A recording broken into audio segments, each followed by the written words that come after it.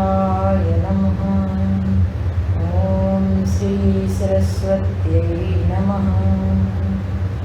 ॐ श्री गुरुभ्यो नमः। सदाशिवसमारम्भां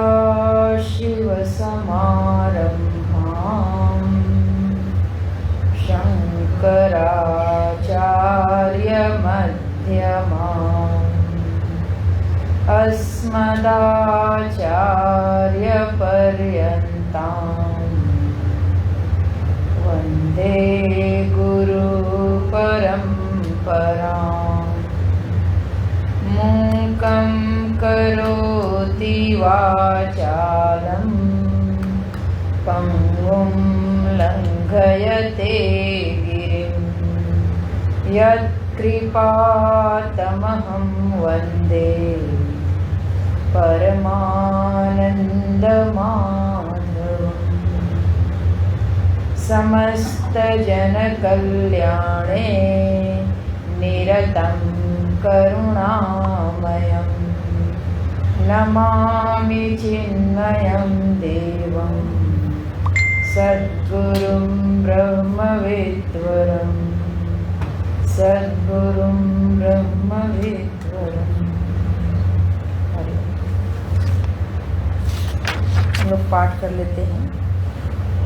चित्त दोष की निवृत्ति के लिए जो उपाय हैं वो 19 से हैं। 19 से लेकर के आज पूरा पाठ करेंगे, देखेंगे तो 21। असंकल्पाच्चयेत् कामम् क्रोधं कामविवर्जनात् अर्थानर्थेक्षया लोभम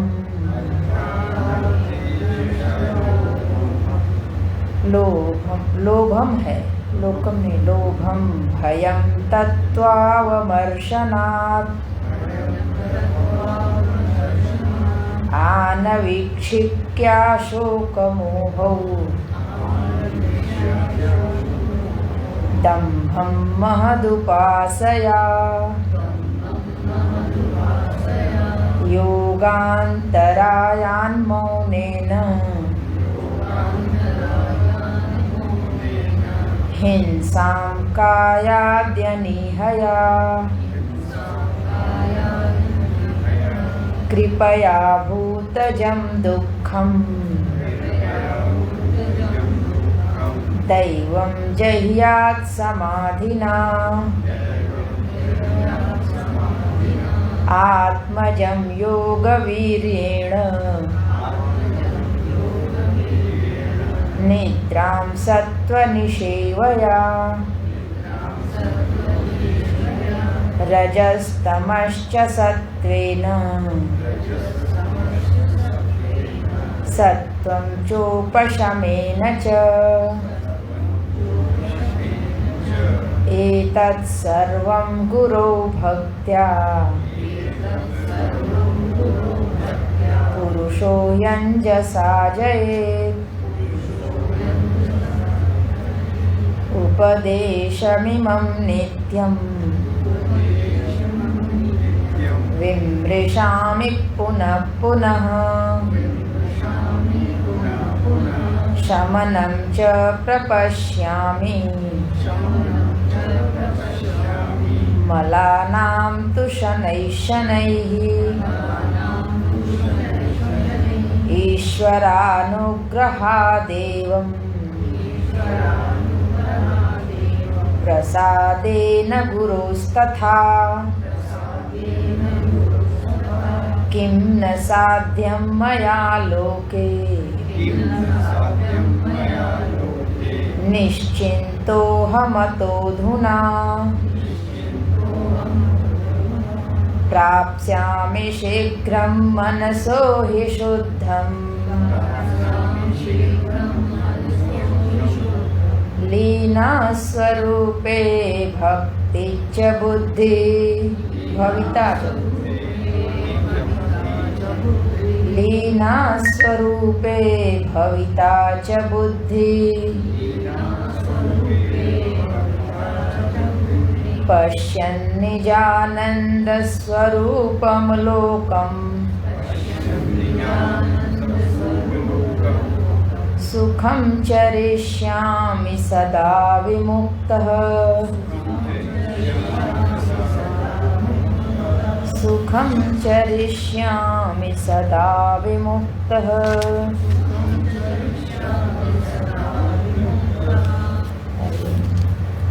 कल हम लोग देख रहे थे मन की शुद्धि के लिए उपाय इसमें बताया गया। तो पूरे ग्रंथ का एक तरह से हम संकलन देख लें, तत्पश्चात आज पूर्ण होगा। तो प्रारंभ में प्रतिज्ञा की गई कि परमात्मा की प्राप्ति ही हमारा चरम लक्ष्य है और परमात्मा की प्राप्ति से ही हमको परम आनंद की प्राप्ति, और जो परम आनंद की प्राप्ति होगी तो उसके बाद भय नहीं रहेगा, क्योंकि वो सत्ता अद्वय है। तो प्रथम श्लोक में एक पंक्ति में स्तुति की गई और दूसरे में प्रतिज्ञा कर दी गई कि अज्ञान के कारण उस परमानंद की प्राप्ति नहीं है, अतः अज्ञान को दूर किया जाए। अज्ञान को कैसे दूर किया जाएगा? तो अज्ञान को ज्ञान के द्वारा दूर किया जा सकता है। थोड़ा इस वाले में आ सकते हो, चाहे उधर चले जाओ ना, तो तुमको टेढ़ा मेढ़ा नहीं होना पड़ेगा। तो अज्ञान को ज्ञान से दूर किया जा सकता है। ज्ञान का क्या है? हमारे ज्ञानेंद्रियों के माध्यम से हमें ज्ञान मिलता है। ज्ञान में केवल जो चीज़ें हैं जैसी हैं उसको यथावत बताया जाता है और उसको सुन करके हमें बोध हो जाता है, उसमें कुछ करना नहीं है। तो ज्ञान में करना नहीं है, बल्कि उसको वैसा ही जान लेना है। तो जो हमारा स्वरूप है उसको यथावत वैसे ही जान लेना है जैसा वो है। तो जब हम स्वरूप की बात करते हैं तो कदाचित वो मैं से दूर लगता है, लेकिन बार बार सुनने से फिर स्वरूप है, आत्मा है, मैं है, ये चीज़ें लगता है पर्यायवाची हैं और समझ में आता है। तो जो अपना स्वरूप है वही मैं हूँ, और वो मैं भिन्न भिन्न उपाधियों को धारण करके भिन्न भिन्न रूप लेता है। तो भिन्न भिन्न रूप लेता है, तो एक शरीर को केंद्र करके है, और दूसरे को भी अगर हम देखते हैं कि वो मुझसे पृथक है, लेकिन जो मेरा करके है, तो मेरे मित्र और मेरे शत्रु। तो आखिर उपाधि मैं में ही तो लगी, तो मैं से मेरा बना। अहम का ही तो विकृत रूप जा करके मम होता है, और तो कोई दूसरा होता नहीं है। अहम का ही षष्ठी में जा करके संबंध कारक में जा करके मम होता है। तो अहम ही तो मम के रूप में परिणत हुआ। तो ये जो मम चढ़ा अहम पे और शुद्ध मम अहम हट गया, वही अज्ञान है। और उसी शुद्ध अहम में सदा स्थित रहें, ये ज्ञान है। सदा स्थित रहें, सर्वदा स्थित रहें। उससे जब हम पृथक हुए तो कौन सा ऐसा माध्यम बना जो मुझको उससे पृथक रख करके मैं की अनुभूति कराता है? वो है मन। मन मुझको मेरे शुद्ध अहम से दूर रख करके अपने से तादात्म्य जोड़ता है और कहता है मनन करने वाले आप हैं, विज्ञान जानकारी रखने वाले आप हैं, स्मरण करने वाले आप हैं, भोक्ता आप हैं, कर्ता आप हैं। ये सारे उपाधि को वो धारण करता है मन। तो वो मन अशुद्ध होता है। जितना जितना अशुद्ध होगा उतना उतना वो संसार में जाएगा, और जितना जितना वो शुद्ध होगा वो उतना नित्य वस्तु की तरफ, स्वरूप की तरफ, परमात्मा की तरफ बढ़ेगा। यहाँ यही बताया कि अज्ञान के कारण मैं अपने मैं से दूर हो गया और दूसरी चीज को मैं मान लिया। और उस अज्ञान में एक ही कारण है कि मन जो है वो मलिन हो गया, मनोमलय। मन की मलिनता से वो अज्ञान हावी हो गया है, छा गया है। तो मन की मलिनता क्या है, उसके लिए एक श्लोक दिए, 11वां श्लोक दिए कि 11वां श्लोक ही है, हाँ, राग द्वेष काम क्रोध लोभ इत्यादि, ये सब मन के मल हैं। ये हम जब इस श्लोक पे चिंतन कर रहे थे तो हमने देखा कि जब यही विकार प्रभु से जुड़ते हैं तो विकार नहीं होते हैं, मन का मल नहीं बन करके, बल्कि मन को शुद्ध करने का कार्य करते हैं। तो जब ये हमको भौतिक वस्तुओं में लगाए, भौतिक जगत में लगाए, और मैं मेरा तू तेरा करके जो ये परिच्छिन्नता है उसमें लगाए, तो ये मन को और अशुद्ध अशुद्ध करता चला जाता है। लेकिन यही भगवान की तरफ मुड़ जाए, जो ज्ञान की बात की जा रही है, तो ज्ञान में प्रवेश करना इसलिए कठिन होता है क्योंकि ज्ञान में हम बिल्कुल हर वस्तु को तत्वतः विश्लेषित करते हैं। ये पृथ्वी है तो पृथ्वी को पृथ्वी ही मानते हैं। अगर पृथ्वी को माता कह दें तो एक भाव बन जाता है, और फिर माता के रूप में एक क्षमा करती है, हमारे ऊपर करुणा करती है, हमको आश्रय दे के रखती है, हम इनका खेलते हैं, इनको मन करता है तो हम इसमें उछले कूदें। तो जैसे माता सारे दर्द सह लेती है, क्षमा कर देती है, वैसे धरती माता भी सहन कर।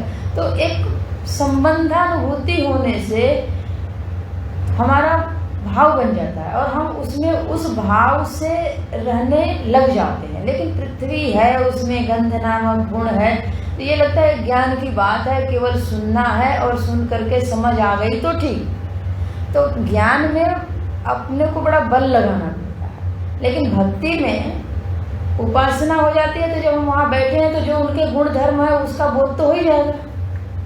यानी कि पृथ्वी को जो हम तात्विक रूप से विवेचन कर रहे थे कि पृथ्वी का ये गुण धर्म है, तो लग रहा था कि कोई वो पृथ्वी वस्तु का गुण धर्म समझने के लिए कर रहे हैं। लेकिन पृथ्वी माता है, माता के पास बैठे हैं, आज समझेंगे तो ठीक है, नहीं तो 10 साल बाद समझेंगे। लेकिन 10 साल बाद भी यदि हम समझेंगे तो जो 10 साल है उतने में माता का स्नेह कम नहीं होगा, तो हमको स्नेह तो मिलता रहेगा। तो इसलिए भगवान से हम प्रेम करते हैं। भगवान को आज भगवान हमसे मिल जाएंगे तो ठीक है, नहीं तो जब मिलेंगे तब मिलेंगे। हम उनके साथ एक सन्निधि बनाए रखें, भक्ति तो करते रहें, तो वो सारे विकार मन के भगवान से जुड़ने पर विकार के रूप में नहीं रहते हैं, हमारे चित्त को शुद्ध करने के दिशा में बढ़ जाते हैं। ये विकार हैं और इन विकारों को दूर करने के लिए उपाय बताया गया। हम लोग उसी उपाय पे चर्चा कर रहे हैं। ये सारे विकार जागृत अवस्था में प्रबल होते हैं, स्वप्नावस्था में निर्बल होते हैं। ये एकदम है, आपको जो स्वप्नावस्था में घटनाएं घटित होती हैं वो भी आपके कर्मों का परिणाम ही है। भगवान भाष्यकार ने संभव प्रश्नोपनिषद के भाष्य में लिखा कि जैसे ये जगत है, अगर अभी हमको चोट लगी है तो दर्द होगा, उसके लिए हम इलाज भी करवाएंगे। स्वप्न में भी चोट लगती है, दर्द होता है, और स्वप्न में ही इलाज करवाते हैं, लेकिन उसमें हमको बहुत मेहनत करने की जरूरत। उसी समय जो मेहनत करते हैं वही रात्रि भर में, जैसे ही जगह सब दर्द चला गया। लेकिन जागृत में यदि चोट लगी है तो संभव है वो 15 दिन में ठीक होगा। तो हम हर दिन सोएंगे तो थोड़ा आराम मिलेगा, फिर अगले दिन वैसे ही वैसे हमारे सामने रहेगा। तो कहते हैं जो प्रबल कर्म होते हैं उस प्रबल कर्म का परिणाम प्रबल रूप से भोगने के लिए जागृत में मिलता है, और जो हमारे निर्बल कर्म होते हैं, भगवान की बड़ी कृपा होती है तो वहाँ एक्सीडेंट होगा, जागृत में बिल्कुल नहीं होगा। इसका तात्पर्य है कि जो बहुत बड़ी घटना घटने वाली है भगवान ने कृपा करके सपने में घटा दिया, कहानी खत्म, कर्म का क्षय तो हो गया। और भी जितना हम सोच सकते हैं भगवान की कृपा को कि वो सारी घटनाएं कैसे कैसे कर्मों के भोग देते, उसको भी अपने कर्म ही माने, कर्म ही है, वो कर्म का ही परिणाम है और कुछ नहीं। तो इस तरीके से कुछ प्रबल कर्म होते हैं जिसके परिणाम हमको मिले, कुछ भोग होते हैं। मान लीजिए दुखद परिस्थिति यानी अगर युवावस्था में आ गई तो अच्छी बात है, झेल लेंगे, सहन करने की क्षमता। वृद्धावस्था में सब लोग छोड़ के चले जाएं तो बिल्कुल कष्ट होगा। युवावस्था में सब छोड़ के चले जाएं, बल्कि अंतिम समय में सब साथ में आ करके चलिए जो हुआ सो हुआ, बहुत दिन हम दूर रहे अब मिल जाते हैं, तो सारे कष्ट निवृत्त हो जाते हैं। अंत में सब मिला, अंत भला तो सब। तो इस तरीके से युवावस्था में यदि जो होता है उसको कष्ट तो बहुत है भले, लेकिन भगवान की कृपा है कि जिस समय मेरे भीतर सहने की सामर्थ्य थी उस समय दिए, जब सहने की सामर्थ्य नहीं थी तो उस समय मेरे सारे दुखद परिणाम नहीं मेरे जीवन में आए। तो ऐसे करके कर्मों के फल को कब दे रहे हैं प्रभु, किस रूप में दे रहे हैं? जब हमको सब लोग सहयोग दे रहे हैं। कहते हैं कि भगवान की ये मृदु कृपा पहचाननी चाहिए। भगवान 2 तरह से कृपा करते हैं, मृदु कृपा और कठोर कृपा। मृदु कृपा है हम जा रहे हैं और हम अचानक से कहीं गिर पड़े, कुछ हो गया हमको, वहाँ संयोग से मेरे खास परिचित जो मुझको बिल्कुल नज़दीक से पहचानते हैं वो आ गए और मेरी मदद कर दी। आना तो था, वो परिस्थिति आ गई, लेकिन अगर कोई मदद ना करे उस समय तो कष्ट ज़्यादा होगा, और मदद करने वाला मिल गया तो हुआ तो, लेकिन बहुत जल्दी ठीक हो गए। तो ये है कि हर परिस्थिति में अगर कोई खड़ा हो जाता है तो समझिए भगवान की बड़ी मृदु कृपा है कि इस ऐसी परिस्थिति में हम इस घटना को आपके जीवन में घटित करवाएंगे।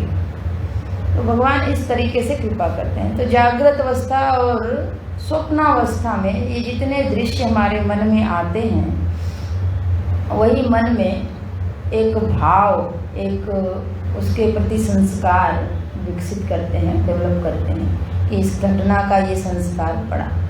लेकिन जब हम सो जाते हैं, सुषुप्ति में चले जाते हैं, तो कोई दृश्य दिखाई नहीं देता है।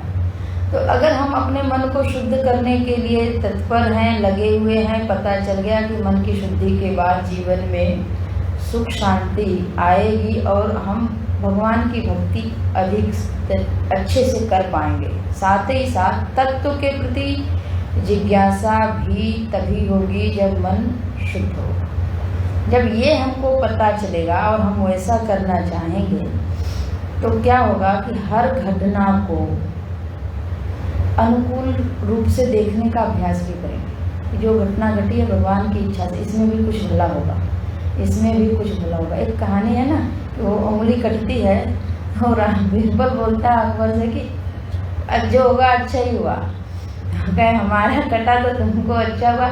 आगे गए तो जब उनको बलि चढ़ाने को हुआ कि इन्हीं की बलि चढ़ा दी जाए, तो युवा की तो ये इनके अंग कटे हैं इसलिए ये बलि के योग्य नहीं है। और उस दिन बीरबल को बोला आज आप मेरे साथ नहीं जाओगे, और बीरबल बोले अच्छी बात है, जो होगा वो अच्छा ही होगा, जो हुआ अच्छा ही हुआ। तो जब वो लौट के आए तो बोले देखिए आज बच गए इसी उंगली कटने के कारण। इसीलिए हमने कहा ना जो होता है अच्छे के लिए होता है, और आज हम आपके साथ नहीं गए, आपने मना कर दिया, नहीं तो हम ही बलि चढ़ जाते। तो जो होता है वो अच्छे के लिए होता है। ये बातें अगर हम हर समय समझें, जिस समय बिल्कुल विपरीत परिस्थिति जो हम नहीं चाहते थे वो घटना घट गई, उसमें कुछ अच्छाई होगी। क्या अच्छाई होगी? कभी जब वो घटना बीत गई हो, बहुत ही बीती ही है, ऐसा नहीं है कि हम सभी के जीवन में नहीं बीती है।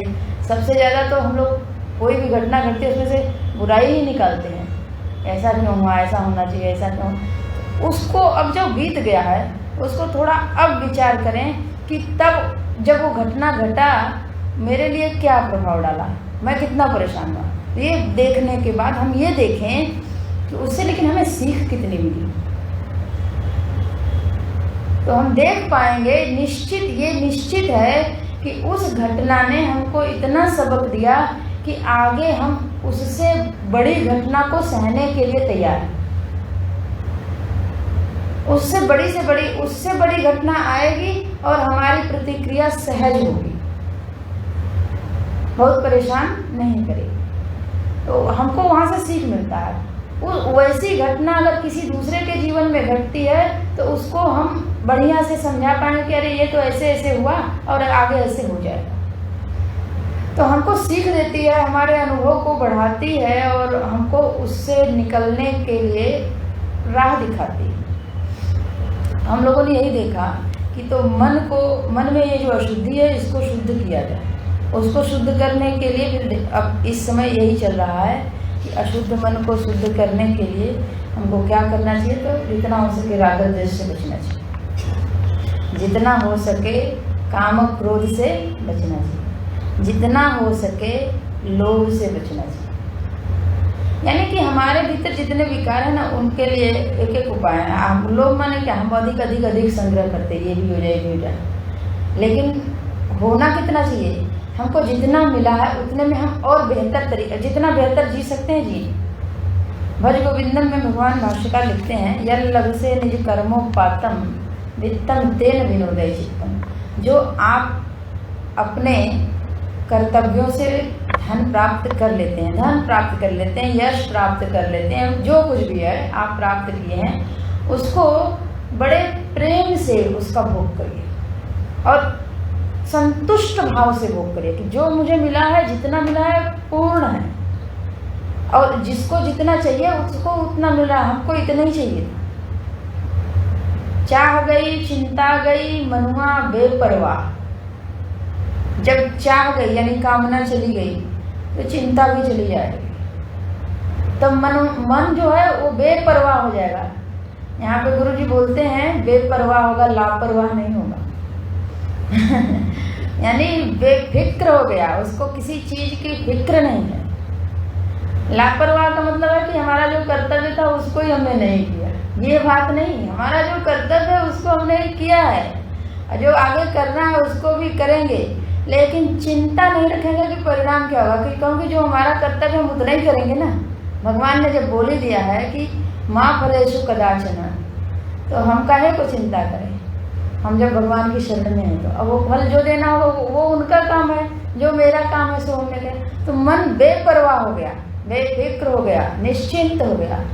तो तुलसी जिन्हें कछु न चाहिए वे शाहन के साथ, वो एक कुटिया में रहते हैं और बड़े बड़े महाराजा को देख करके भी मन दुखी नहीं होता। वो अगर आते हैं तो ये नहीं लगता है अरे हमारे पास तो कुछ नहीं, ये तो कितने बड़े आदमी हैं। मन देख करके अपने में छोटेपन की अनुभूति ही ना हो। हम जो हैं हम बड़े हैं, क्योंकि हम संतुष्ट हैं। संतुष्ट सततम योगी, जो योगी होते हैं वो सदा संतुष्ट होते हैं। ये न केनचित, चाहे जिस किसी भी परिस्थिति में रहे, उनको ये नहीं है, उनका आग्रह नहीं है कि यही परिस्थिति आएगी तभी हम संतुष्ट होंगे। हमारी अगर जो झोपड़ी है, जो कुटिया है, वो भी अगर टूट फूट गई, आंधी तूफान आया तो उड़ गई, तो भी संतुष्ट, मुझे संतोष, मुझे कुछ नहीं। कहते हैं एक कोई था, उसका वो गया तो टापू में उसकी जहाज तितर बितर हो गई, जा करके समुद्र में एक टापू पे टिका। वहाँ बड़े प्रयत्न से जो कुछ भी वहाँ था उससे एक झोपड़ी बनाया कि आज कम से कम इतने दिनों के बाद शांति से सोएंगे, इसमें जब जाएंगे तो। उसमें रात्रि जब आई तो आग लग गई। कहा भगवान हमारे साथ इतना बुरा बुरा क्यों करे जा रहे हैं, जो इतने, एक तो मेरी जहाज टूटी पूरा, अब हम इसमें से पार कैसे जाएंगे, कोई सूझ नहीं रहा है उपाय।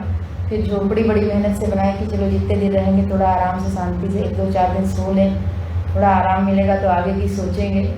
तो जो ऐसा सोच ही रहा था तो उसके पास कुछ लोग आ गए, बोले कि जब आग लगी तो हम आ रहे थे तो मुझे लगा कि यहाँ कोई होगा तभी यहाँ आग जल रही है। भगवान इस तरीके से अच्छा करते हैं। भगवान की कृपा का कोई ऐसा नियम नहीं है कि हम कोई नियम बनाएं कि ऐसा करेंगे तो ही कृपा कर रहे हैं, पता नहीं किस किस रूप में कृपा करते हैं। तो हम लोगों ने कल देखा कि जब हम संकल्प नहीं करते हैं मन में, मुझको ये चाहिए, बिल्कुल चाह गई, इच्छा चली गई, तब जा करके हम अपनी कामना पर विजय प्राप्त करते हैं। और जब हमको कामना पर विजय प्राप्त हो जाती है तो करें कि क्रोध पर भी विजय हो जाएगी। अब जीवन से क्रोध निकल गया, काम निकल गया। कहते हैं कि कामना की पूर्ति से लोभ होता है, तो काम निकल गया, मूल में काम है और उसके बाद क्रोध और लोभ आता है।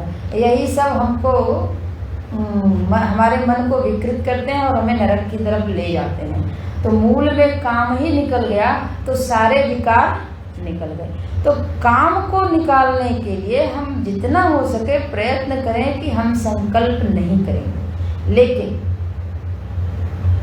चिंतन करने से ये पता चलता है कि हम बिना संकल्प के, बिना इच्छा के कार्य में प्रवृत्त नहीं होते हैं और बिल्कुल अकर्मण्य बन करके हम रह नहीं सकते।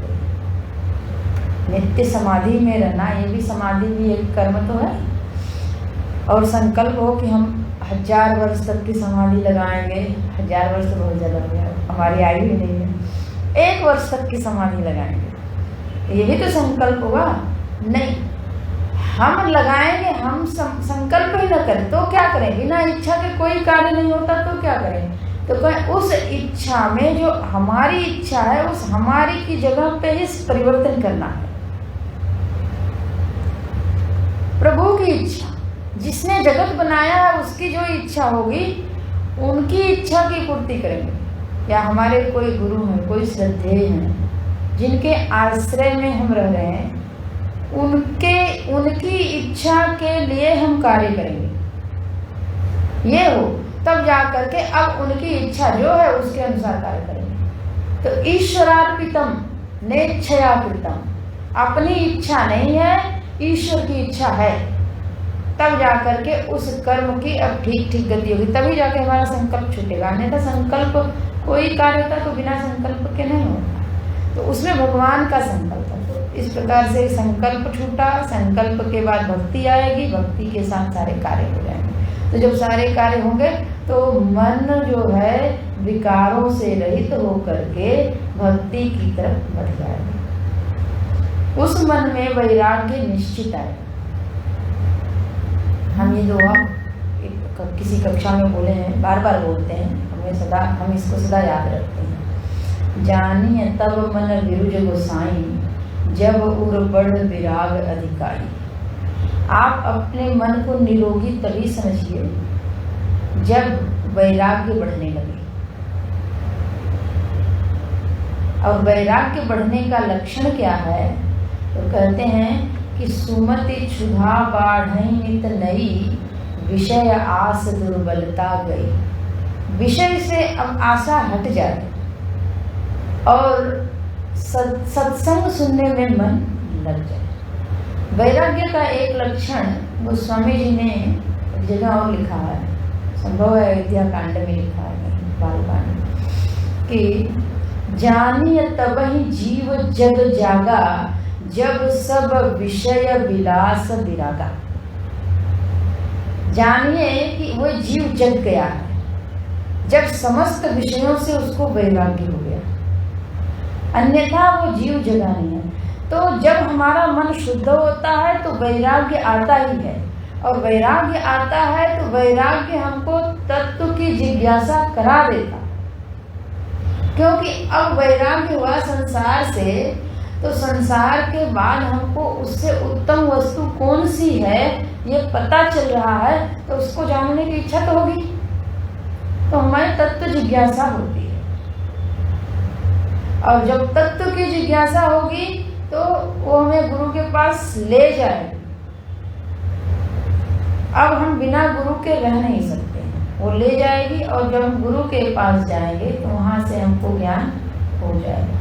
कहते हैं कि जब भगवान किसी भक्त की भक्ति प्रबल हो जाती है, वैराग्य बढ़ जाता है, परिपक्व हो जाता है, और कदाचित इस संसार में उनके योग्य गुरु ना हो।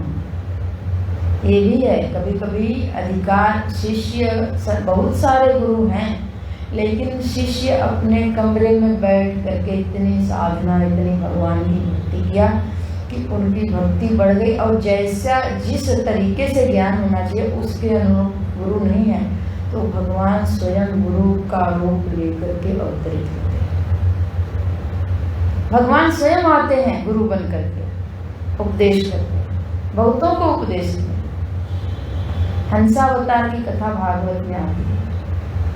ऐसे भगवान कृष्ण के रूप में आए हैं, उद्धव जी को उपदेश किए हैं, बहुतों को दूसरे के माध्यम से करवाते हैं, लेकिन जब देखते हैं कि ये भक्त बहुत उत्तम है और अपनी साधना बढ़ा लिया है, इस योग्य है कि अब इसको तत्व का दर्शन करा देना चाहिए, तो स्वयं गुरु बनकर जाते हैं। गुरु की तलाश में बहुत ज़्यादा समय हमें नहीं लगाना चाहिए। हमें ज़्यादा समय लगाना चाहिए कि हम भक्ति करें। हमें बहुत ज़्यादा समय लगाना चाहिए कि हमारे मन में जो विकार हैं वो सही हो जाए, शुद्ध हो जाए, हमारा मन शुद्ध हो जाए। साधना करें, साधना पे बहुत बल है। साधना के द्वारा हमें यहाँ भी गुरु मिल सकते हैं, नहीं मिलेंगे तो भगवान स्वयं आएंगे। भगवान ने ये वादा किया कि गुरु हम स्वयं बन करके आएंगे, आपको हम उपदेश दे देंगे। आपको यहाँ तक कि जरूरी नहीं है कि हम बैठ करके गुरु बन के उपदेश करें। कोई ऐसी एक घटना होगी कि उस घटना में ही सारे बोध हो जाए, किस रूप में आपको उपदेश करें, लेकिन पता चल जाएगा कि भगवान आ गए, भगवान मिल गए। जिस समय ज्ञान होगा तो जीव और ब्रह्म दो नहीं रहेंगे, एक हो जाएंगे। भगवान और भक्त में द्वैत तो है, लेकिन इतनी निकटता हो जाएगी कि सारूप्य मुक्ति, सायुज्य मुक्ति हम बोलते हैं ना, तो उनके जैसा ही रूप हो जाएगा। सालोक्य मुक्ति, उनके लोक में ही निवास हो जाएगा, उनकी सन्निधि सदा प्राप्त हो। तो करने की बात है कि हम अपनी साधना बढ़ाएं, अपनी भक्ति बढ़ाएं, बाकी काम भगवान कर लेंगे। तो कल यही हम लोगों ने देखा कि मन को शुद्ध करें, संकल्प को, काम को जीतें, भक्ति करें, भगवान के लिए काम करें, करना है तो उनके लिए करें। आगे कहते हैं, हम लोगों ने 20वें में देखा कि 20वां श्लोक जो था उसमें 3-4 साधना बताई गई कि शोक मोह को न्यायपूर्वक जीतना चाहिए, और दंभ को, बड़ों की उपासना करके, बड़ों को आदर्श मान करके जीतना चाहिए। और जो हमारे बाधाएं आए, योग करने के साथ ध्यान कर रहे हैं, जप कर रहे हैं, अभी जैसे ये बाधाएं आई ऐसी बाधा कोई प्रकट ना करे। ऐसी बाधाओं को जब चित्त बिल्कुल भगवान में लगा हो, कोई समय होता है भगवान की तरफ चित्त खींचता, साधना की तरफ चित्त खींचता, या स्वाध्याय कर रहे हैं तो लगता है कि अभी ये ग्रंथ अपना अर्थ हमें बढ़िया से दे रहे हैं। जब विषय समझ में आए तो समझिए कि वो ग्रंथ की कृपा है, अभी वो बिल्कुल हमारे बुद्धि में खुलने को तैयार है, तो उस समय हमें पढ़ लेना चाहिए। अब किसी समय हम खूब पढ़ते हैं, कुछ समझ नहीं आता है, उस समय वो ग्रंथ तैयार नहीं है, मानो वो सो रहे हैं। ग्रंथ भी सचेतन है ना, वो सो रहे हैं, अभी अर्थ देने को तैयार नहीं। और एक समय होता है कि हम एक जगह पढ़ते हैं, वो पीछे की आगे की सब बताते हैं कि यही बात वहाँ लिखी गई है, यही यहाँ लिखी गई, इसको इस रूप में कहा गया है, लेकिन उसका अर्थ यही है। तो समझिए कि उस समय ग्रंथ की मेरे ऊपर विशेष कृपा, वो बताना चाहते हैं अपने बारे में। तो जब ऐसी स्थिति हो तो करें कि ये समझिए कि आपकी योग की साधना हो रही है, एकाग्रता सिद्ध हो रहा है। तो ऐसे में अगर कोई बाधा आ रही है, तो कोई बाधा आ रही है, मान लीजिए शास्त्र खुल रहे हैं, उसी समय कोई आ गया कि हमको 1 गिलास पानी दे दीजिए, तो गुस्सा नहीं करना चाहिए, तो शास्त्र कुपित हो जाए, क्या पड़ता है। वो क्या करें, मौन हो जाए, बन पड़े तो तुरंत वहाँ से देख करके तुरंत आजा बैठ जाए, नहीं तो चुप होकर के मौन से उसको जीतना। अगर कोई विघ्न बाधा आए, वो तो कर्तव्य हो तो देख के हट जाना चाहिए। बाकी कोई अगर कहीं दूसरी जगह अपने आपस में बातचीत कर रहा है, कुछ कर रहा है, तो मौन के द्वारा जीतना चाहिए। तो मौन होने का उपाय है कि हम वहाँ से दूर हट के मौन हो सकते हैं, तो वहाँ रह के कर सकते हैं। कैसे कर सकते हैं, ये हमारी भीतर की परिस्थिति हमको बता देगी, भीतर के मनोविज्ञान बता देंगे। मौन के द्वारा जीतना चाहिए। और कहते हैं कि अगर किसी की हिंसा हमसे हो रही है, तो ऐसी हिंसा ना हो, उसको बहुत सारी चेष्टा को रोक करके जीत लेना चाहिए। यहाँ बताएं, फिर आगे करें कि भूतजम दुखम कृपा करके भूतजम यानी भूत से उत्पन्न होने वाले जो दुख हैं, आदि भौतिक दुखों कृपा करो। कोई प्राणी हमें कष्ट दे रहा है, किसी के कोई मान लीजिए कोई चींटी मच्छर काट लिया, यहाँ पे गुरु जी ने मच्छर का दृष्टांत दिया है। मच्छर अगर काट रहा है, जब कर रहे तो उसको मार रहे, एक महात्मा का दृष्टांत दिया। वो महात्मा ने कहा कि आप देखिए भगवान कृपा करिए, ये मच्छर चला जाए। और ये काट रहा है, अगर ये काटता रहेगा, अगर मान लीजिए हम मार भी देंगे तो एक को मारेंगे, दो को मारेंगे, बार बार आता ही रहेगा। और फिर क्या होगा, मुझे रात नींद नहीं आएगी, फिर बहुत रात जाने के बाद मुझे नींद आ जाएगी, तो भोर में मैं जग नहीं पाऊँगा, फिर आपकी पूजा नहीं हो पाएगी, तो आपका जो स्नान का समय है, आपकी दिनचर्या डिस्टर्ब होगी, मेरी डिस्टर्ब होगी, तो आपकी भी डिस्टर्ब होगी। क्योंकि आपको 7 बजे अगर हम भोग दे लेते हैं तो हम फ्री हो जाते हैं, तो आपको दूसरा भक्त बुलाता है तो हाँ आप जा सकते हैं। जब हम अगर आपके पास 8 बजे बैठेंगे तो आप तो जा नहीं सकेंगे, तो आपकी भी दिनचर्या डिस्टर्ब होगी। इसलिए तो कहते हैं कि ऐसे महात्मा ने कहा तो सारे मच्छर धीरे धीरे करके चले गए, और चले गए तो चले गए। हम पुरी के स्वामी जी का कोई आप लोग देखते हो, उनका था, एक बार बता रहे थे, मैं सुनती थी कि एक कमरा रहता था, तब वो ये सीमेंटेड दीवार नहीं थी, मिट्टी से जुड़ाई हुई थी उस गेट की। तो बोल रहे थे कि बहुत सारी चींटियाँ आ गई थी, तो जिस होल में से आ रही थी उस होल को हम बंद किए। उन्होंने अपना अनुभव बताया, उसको हम बंद किए तो सारी चींटियों ने ऐसे रास्ता बना लेती हैं, ऐसे जा रही थी, बोले वो रास्ता बदल करके दूसरे रास्ते से छत पे चढ़ती थी और वहाँ से गिरती थी, गिर करके 1 मरी, 2 मरी, 4 मरी।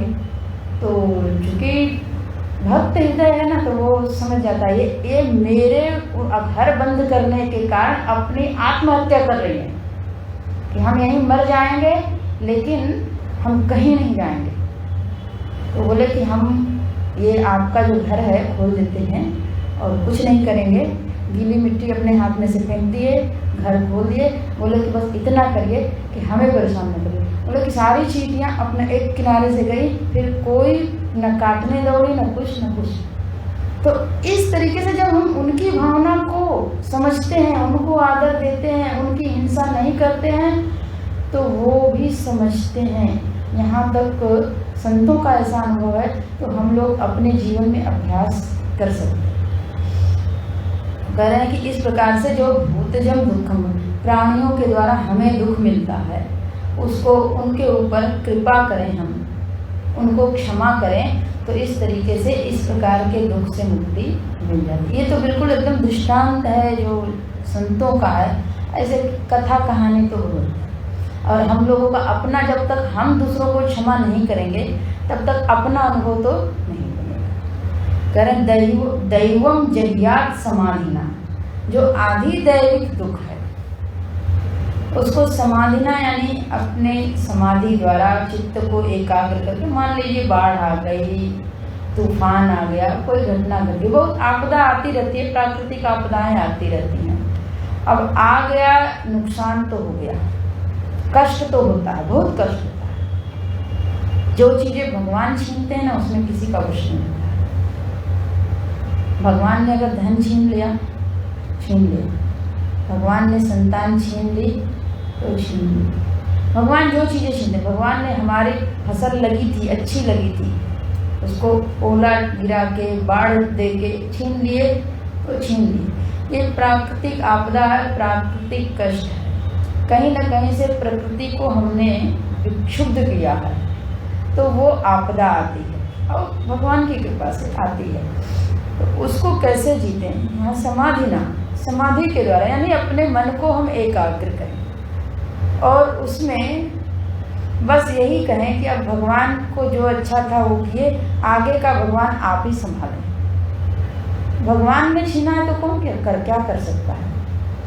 इसलिए उसको चित्त को एकाग्र करके अपने मन को बहुत ज़्यादा विचलित ना करें, व्याकुल ना करें। इस प्रकार से हम जीत सकते हैं, अन्यथा उस पर विजय प्राप्त करना बड़ा कठिन है। आत्मजम योग वीर्येण, कोई कष्ट है जो हमारे अपने शरीर में है, आत्मज है, मैं से संबंधित है, मेरे मन में परेशानी है, मेरे शरीर में परेशानी। आत्मज शब्द से यहाँ सिर्फ आत्मा को नहीं लेना, ये देह को लेना है और देह के भीतर जितने भाव हैं सब लेना है। मेरे ज्ञान विज्ञान जहाँ कहीं भी कष्ट है, उन सब कष्टों का निवारण कैसे होगा? तो कह रहे हैं कि जो शारीरिक परेशानी है उसको आप योग के द्वारा दूर कर सकते हैं। प्राणायाम के द्वारा बहुत सारी बीमारियां दूर होती हैं। हमको बहुत लोग बताते हैं आप प्राणायाम करिए, आप भूल जाएंगे कि हमको सर्दी की भी बीमारी होती थी, प्राय हमको हो जाती है जैसे जैसे मौसम हमको बताते हैं। फिर यह है कि आप योग करिए, आपको जो और बीमारियां वो होंगी नहीं। तो है, ऐसा नहीं है, बहुत बहुत परिवर्तन हुआ है योग साधना करने से। हमारे रामदेव जी का तो इसी पे बहुत बल है। तो करें, योग के द्वारा आप आत्मज दुख यानी शारीरिक दुख से मुक्ति पा सकते हैं। और निद्राम सत्व निषेवया, निद्रा पर विजय प्राप्त करनी है तो सत्व में आप बैठ जाइए, सत्व में स्थित हो जाइए, तब जा करके। अब ये निद्रा में विजय प्राप्त करनी है तो सत्व में स्थित हो जाइए। इसके लिए ये नहीं है कि हम बिल्कुल सोए नहीं, ऐसा भी है कि हम नहीं सोएंगे तो भी कोई हानि नहीं है, बशर्ते साधना होनी चाहिए। उनका नाम पड़ा था अर्जुन का, एक निद्रा पर विजय प्राप्त किए थे तो उसका एक शब्द है गुडाकेश। हाँ, कि वो सोए नहीं, गुडाकेश थे यानी कि सोते नहीं थे और फिर भी तरोताजा फ्रेशनेस बनी रहती थी। लेकिन हमको देखना है कि 24 घंटे में हमारी सत्व प्रवृत्ति बनी रहे, हम सदा अपने आप को तरोताजा महसूस करें। तो उसके लिए कब बिल्कुल शरीर थक रहा है, बिल्कुल थक रहा है तो सोना चाहिए। और हर समय अगर थका हुआ है तब तो रोग है। अगर हर समय ये कह रहा है शरीर अभी सो जाते हैं तो आधे घंटे बाद, हर 10 मिनट के बाद कहे अभी सो जाते हैं, 1 घंटा सो रहे हैं 10 मिनट के लिए, तो ये नहीं, ये ठीक नहीं है, ये तो तमस प्रधान शरीर है। हाँ, अगर हम 5 घंटे जगे उसके बाद आधे घंटे के लिए सो लिए, फिर 4 घंटे जगे, फिर 2 घंटे के लिए सोइए, 4 घंटे के लिए सोए, 8 घंटे तक जगे रहे, तो ये हमको विवेक करना है कि कब तमस की वृत्ति को भी हम सत्व में परिवर्तित कर सकते हैं। गीता जी के दूसरे अध्याय का 45वां श्लोक जो है वो ऐसे ही विरोधाभास लिए हुए हैं।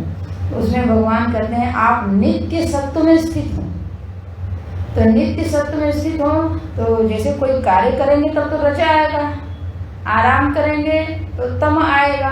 तो करें कि वो सोना, कार्य करना भी, कोई कार्य करने के बाद चित्त अशांत हो जाता है और कोई कार्य करने के बाद चित्त और ज्यादा प्रसन्न होता है। और जब प्रसन्न होता है तो ये होता है कि ऐसे कार्य और करें और करें। जब हम किसी का उपकार करते हैं, किसी का कल्याण करते हैं, किसी के जो कार्य बिगड़े हुए हैं मुझसे बन जाते हैं तो प्रसन्नता होती है, और अधिक करने की इच्छा जागती है। तो इस प्रकार से हम कौन से कार्य करें, राजसिक वृत्ति में रहें लेकिन हमारी सात्विकता न जाए, हम निद्रा में रहें, आलस्य में रहें, लेकिन उसके बाद हमको फ्रेशनेस महसूस हो, तरोताजगी मिले, हमारी सात्विकता न जाए। और जब ये दोनों बिल्कुल मंद पड़ जाए तो सात्विकता बनी है और बनी रहे। इस संदर्भ से कहें जब बिल्कुल आप काम करते करते थक जाइए तो सो जाइए, और सोने के बाद जब उठे तो फिर वैसे ही वैसे। ऐसे निद्रा पर सत्व से विजय पाना चाहिए। उसमें गीता जी में बड़ा बढ़िया बताया गया कि जब आप पे तम चढ़े, खूब चढ़े, तो आप रजस में जाइए। उस समय जब बहुत आलस आने लगे, कुछ नहीं करने का, समय बैठे बैठे घंटों 2 घंटे 4 घंटे बीत गए, तो कोशिश करना चाहिए कि उस 4 घंटे में, अब चूँकि काम करने का अभ्यास नहीं है, तमस में पड़े रहने का अभ्यास है, तो बहुत तो काम नहीं कर सकते, लेकिन कोशिश करके 1-1.5 घंटे काम में लगाएं, यानी तो रज में आए, और फिर धीरे धीरे उसको बढ़ा दें। तो तमस को रजस से जीते और रजस को सत्व से जीते। अब जो रजस का काम तो करने लग गए, लेकिन अब जो कार्य करेंगे वो सत्कर्म करेंगे, सही कार्य करेंगे, गलत कार्य नहीं करेंगे। तो इस प्रकार से रजस को सत्कर्म का पर से भरें और सत्कर्म को निष्काम कर्म से भरें। तो तब जाकर के सत्व में हम प्रतिष्ठित होने के लिए तैयार हो रहे हैं। और ऐसे ही फिर निस्त्रैगुण्यो भव वो भी हो जाएगा।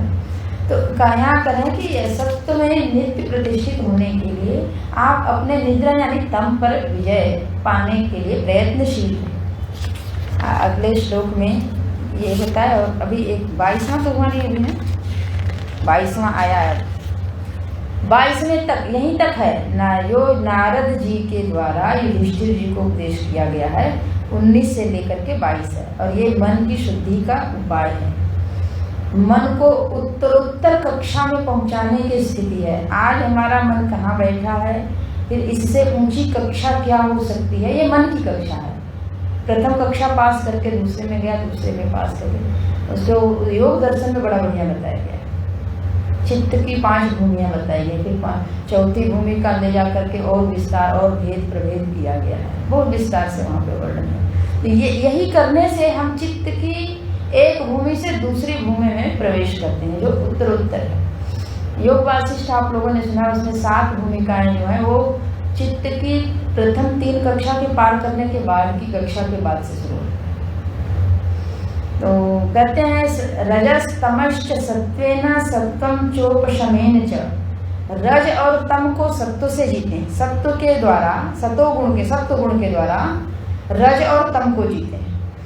सत्वम च, अब सत्व गुण में हम प्रतिष्ठित हो गए, और उसमें प्रतिष्ठित होने के लिए बहुत दिनों तक तो प्रयत्न करना पड़ता है। फिर जब वो हमारे स्वभाव में आ गया, अब सत्व को छोड़ नहीं पाते हैं, उसी में रहते हैं, तो वहीं पे टिके न रहे, नहीं तो वो एक कक्षा हो जाएगी।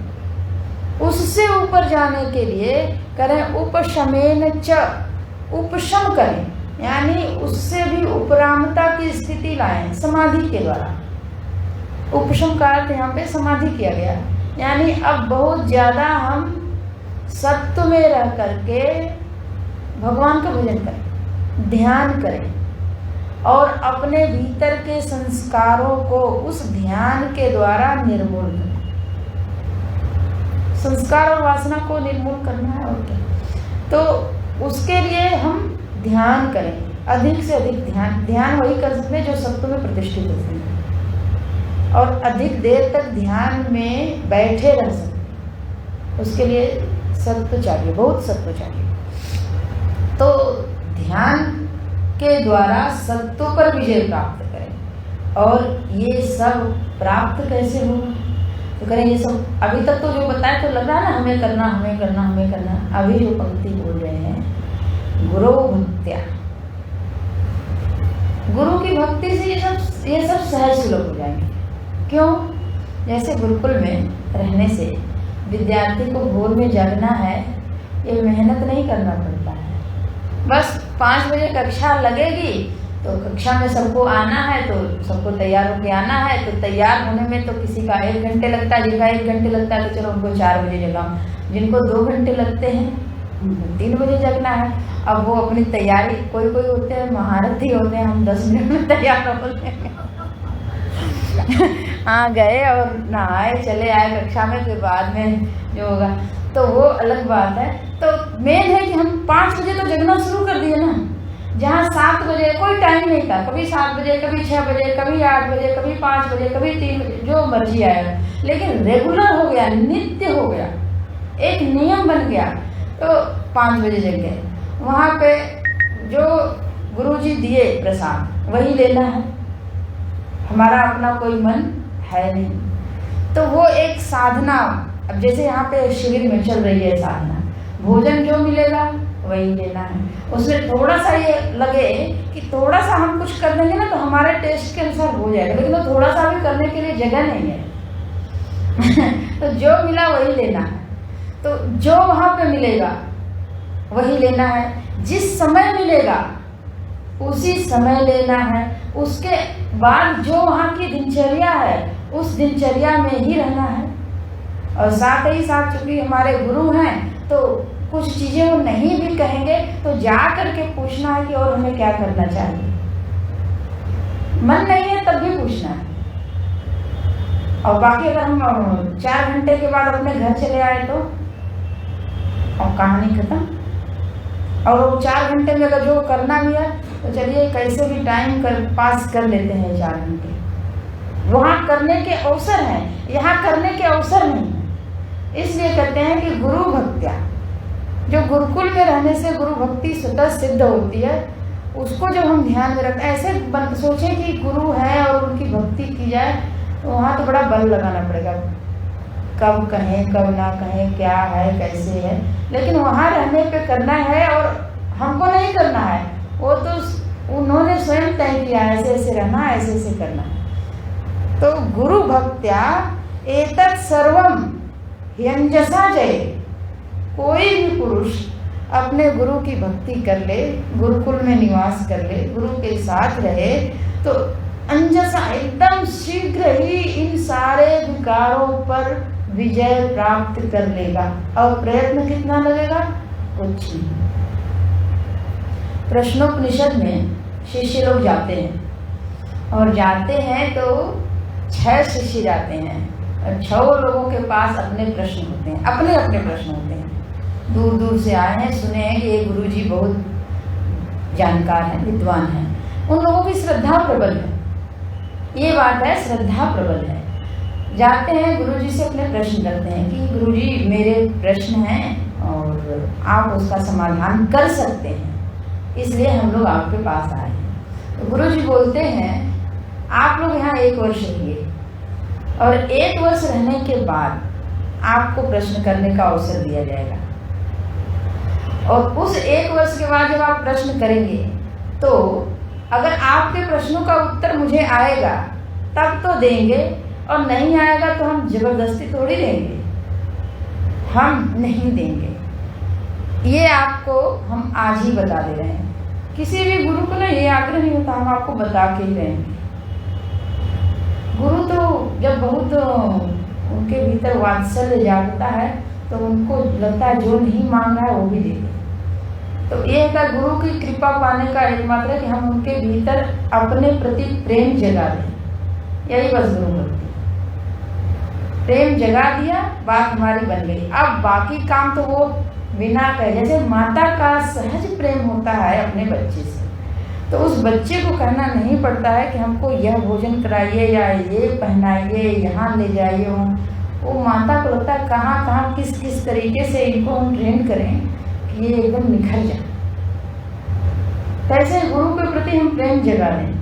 जब एक बार प्रेम, तो उनके पास जितने ज्ञान विज्ञान हैं वो स्वीकार देते हैं। तो वो पहले दिन तो यही बोल दिए, उन लोगों ने स्वीकार कर लिया, क्योंकि उनकी श्रद्धा बड़ी प्रगाढ़ थी, प्रबल थी, कि जो हमने सुना है इनके बारे में, हम लोगों के प्रश्नों का उत्तर यही दे सकते हैं और कोई दे नहीं सकता है। तो वो लोग वहाँ साल भर रहे और सारी सेवा किए। तो सब एक दूसरे को साल भर रखने का उद्देश्य क्या था? यही था कि हम इनको देखें और ये हमको देखें, एक दूसरे को ठीक से समझें, एक दिनचर्या में रहें। और वो लोग तो अपर ब्रह्म में निष्ठ थे। उन लोगों को ये नहीं बताना था कि ईश्वर हैं और ईश्वर षडैश्वर्य संपन्न है, ये सब नहीं बताना था। जो षडैश्वर्य संपन्न ईश्वर हैं, उनका षडैश्वर्य हमारे जीवन में आएगा, हम उनकी भक्ति, इतनी बातें उनको पक्की थी। लेकिन ब्रह्म के बारे में कुछ चीज़ें उनको पक्की नहीं थी, शंका था, जिज्ञासा थी। तो उस जिज्ञासा को समाधान करने के लिए गए थे। तो श्रद्धा के कारण वहाँ रुके, और 1 वर्ष के बाद उनको फिर वो फल मिला। तो 1 वर्ष रहे, तो जो सेवा किए, जो साधना किए, जो एक दूसरे को देख के समझे, सीखे, तो गुरु जी को भी दृष्टांत देते बन जाएगा ना, कि जो उस दिन वहाँ घटना घटी थी, ठीक उससे ये ले समझना, उससे वो समझना, वो समझना। तो ये तो गुरु भक्त्या यंजसा अंजसा ही जय, शीघ्र ही ये सब प्राप्त हो जाता है। यहाँ तक उपदेश हो गया। अब कहते हैं उपदेशम इमं नित्यम विमृशामि पुनः पुनः। ये जो है उपदेश, इसको बार बार हमें क्या करना चाहिए? विमृशामि, अपने भीतर ले जाना चाहिए, विचार करना चाहिए, विमर्श करना चाहिए, समझना चाहिए, इस पर मंथन करना चाहिए, चिंतन करना चाहिए, पुनः पुनः बार बार। और बार बार करने से क्या होगा? एक दिन से तो कुछ नहीं होता। खाली इसके विचार करने से क्योंकि ये सारे चीज़ें अपने भीतर घट रही है ना, तो वो घटना आएगी तो होगा अरे यार वहाँ तो ऐसे लिखा था, क्या हम ऐसे करके देख सकते हैं, उपाय मिलेगा। तो करें शनै शनै मलानां तु प्रपश्याम शमनम, आप देख पाएंगे, अहम पर प्रपश्यामी, मैं हमारे लिए हम है, आप अपने लिए, हम देख पाएंगे कि हमारे भीतर के जो मल हैं वो धीरे धीरे करके दूर हो रहे हैं। गोस्वामी जी इसके लिए क्या लिखते हैं, जानते छीजहि कछु, जैसे जैसे हम अपने भीतर के दुर्गुणों को देखते हैं और जानते हैं कि ये दुर्गुण मुझ में है, दुर्गुण है और दुर्गुण दुख देता है, यह भी जाने साथ साथ, और दुख मुझे नहीं चाहिए, तो जानने से वो धीरे धीरे कम होने लगता है। क्योंकि हमको दुख से दूर होना है ना, तो हम उस जगह पे नहीं जाते हैं, उस कार्य को नहीं करते हैं, उस व्यक्ति से नहीं मिलते हैं, उनसे तटस्थ रहते हैं। तो जानने से ये धीरे धीरे जाता है। उसी को यहाँ पर लिखा है, यदि आप उसको पश्यामी प्रपश्याम, उसको ठीक से देखना शुरू करें, आत्मनिरीक्षण करना शुरू कर दीजिए, हम कहाँ पे गलत हैं।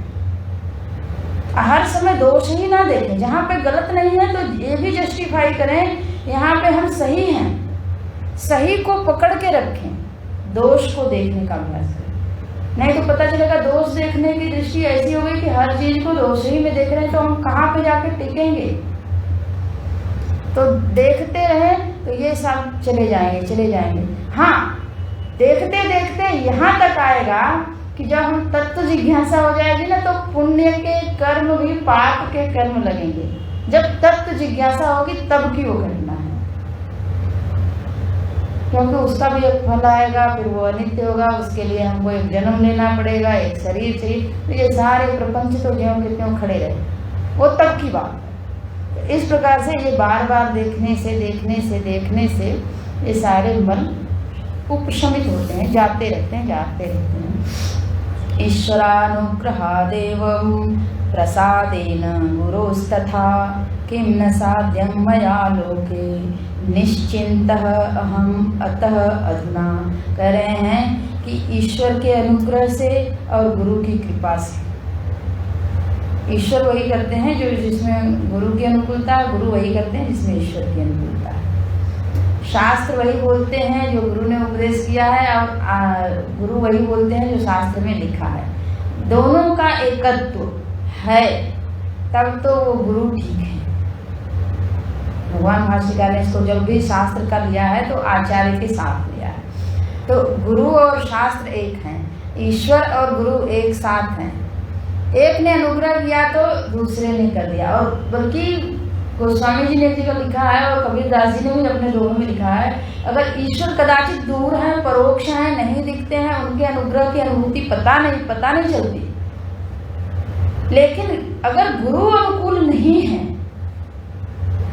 तो बहुत बात बिगड़ सकती है। इसलिए गुरु को अनुकूल बना के रखें। गुरु को अनुकूल बना लेंगे, ईश्वर अनुकूल हो जाए।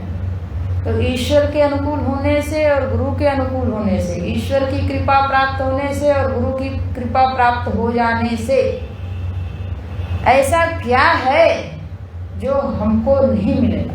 ऐसा क्या है? भोग भी मिलेगा, मोक्ष भी मिलेगा, अभ्युदय भी मिलेगा, निश्रेयस भी मिलेगा, प्रेय भी मिलेगा, श्रेय भी मिलेगा, सब कुछ मिलेगा। सब कुछ देने में वो समर्थ है। किम न साध्यम मया लोके, इस लोक में मेरे द्वारा कौन सी ऐसी वस्तु है जो साध्य नहीं हो सकती है, प्राप्त नहीं हो सकती है? साधन क्या है? गुरु की पूजा, गुरु का उपदेश मानना, उनकी कृपा से। साधन ये गुरु की कृपा, यही साधना है, ईश्वर की कृपा ये साधना है। और इन साधना के परिणाम स्वरूप जो साध्य हमको चाहिए सब मिल जाएगा, क्योंकि सब उन्हीं का, भगवान का ही तो सब है।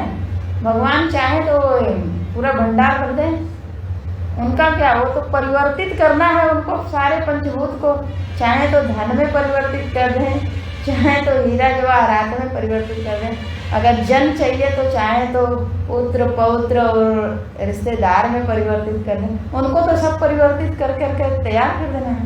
कि न साध्यम मया लोके, निश्चिंत करने वाले हैं और सब कुछ की प्राप्ति कराने वाले हैं, तो वो गुरु हैं और भगवान।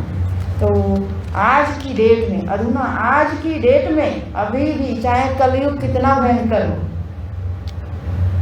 तब भी अगर गुरु की कृपा है, ईश्वर का अनुग्रह है, तो हम प्राप्त कर सकते। सतयुग में तो मिलेगा ही, कलयुग में भी हम महादुराचारी हों, दुराचारी होने पर भी यदि गुरु ने कृपा कर दिया है ना, तो भी मिले, बस गुरु की कृपा मिल जाए।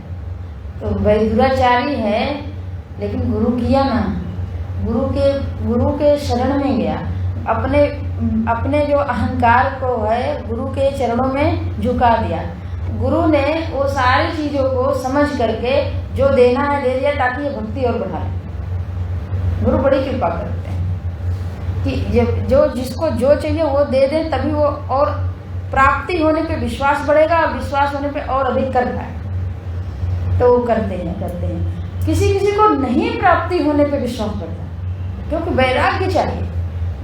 हमको बहुत कुछ नहीं दीजिए, केवल प्रसन्न रहिए और मेरे मन को प्रसन्न रखिए।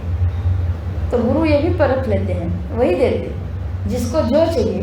गीता जी में भगवान कैसे बोलते हैं, यो यो याम याम प्रपद्यन्ते तांस तथैव भजाम्यहम्। जो मुझको जिस भाव से भजता है कि मुझको यही चाहिए, तो मैं भी उसको उसी भाव से भजता रहता हूँ, वही देता रहता हूँ, वैसे ही करता रहता हूँ। तो इस प्रकार से यहाँ पे ईश्वर की कृपा का, गुरु की कृपा की महिमा का बखान किया गया। और अपने भीतर बस इतनी है कि हम अपने आप को देख पाएं, निरीक्षण कर पाएं। प्राप्स्यामि शीघ्रं मनसो हि शुद्धं लीना स्वरूपे भविता च बुद्धि पश्यन् निजानंद स्वरूपलोकं सुखं चरिष्यामि सदा विमुक्तः। शीघ्रं मनसा शुद्धिं प्राप्स्यामि, अहम प्राप्स्यामि। मैं ईश्वर की कृपा से, गुरु की कृपा से और थोड़ी साधना करने से, थोड़ी भक्ति करने से अपने मन को शीघ्र ही शुद्ध करने में समर्थ हो गया। मेरा मन पवित्र हो गया। और क्या हुआ, करें कि जो बुद्धि है मेरी ना, वो बुद्धि यानी अहंकार, वो स्वरूप में जा करके प्रतिष्ठित हो गई, वहाँ लीन हो गई, अपने स्वरूप को समझ गई, मैं कौन हूँ, अब मैं मनुष्य हूँ, ये हट गया, मैं सच्चिदानंद हूँ। ये शुद्ध बुद्धि में दिख जाता है।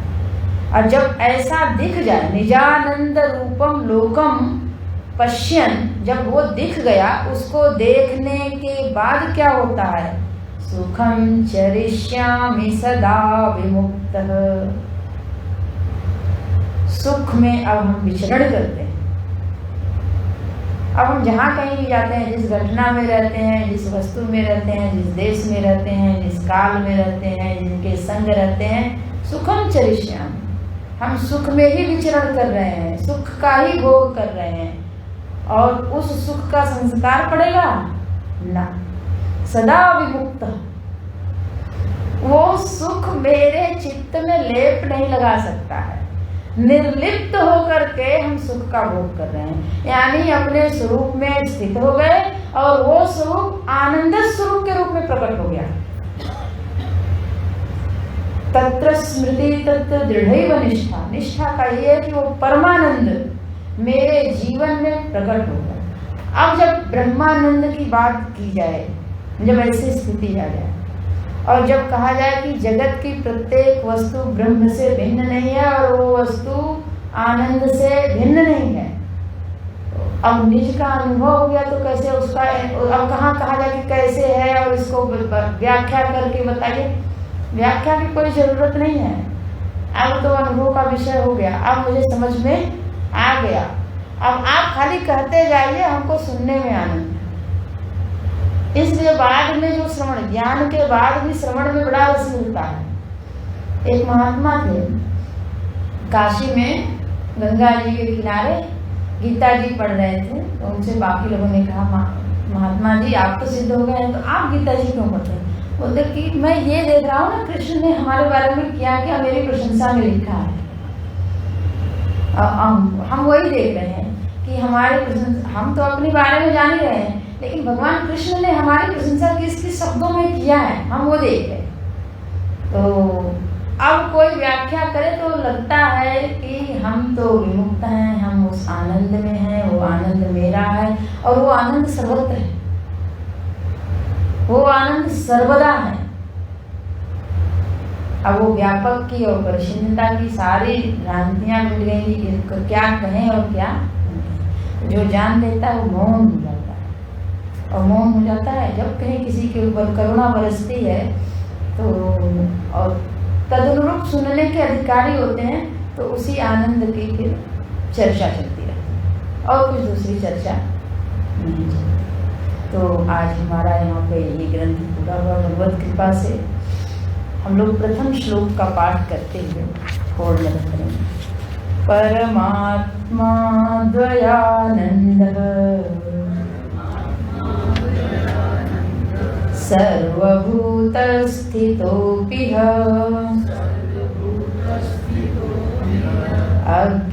अज्ञानेनावृतो दृष्टः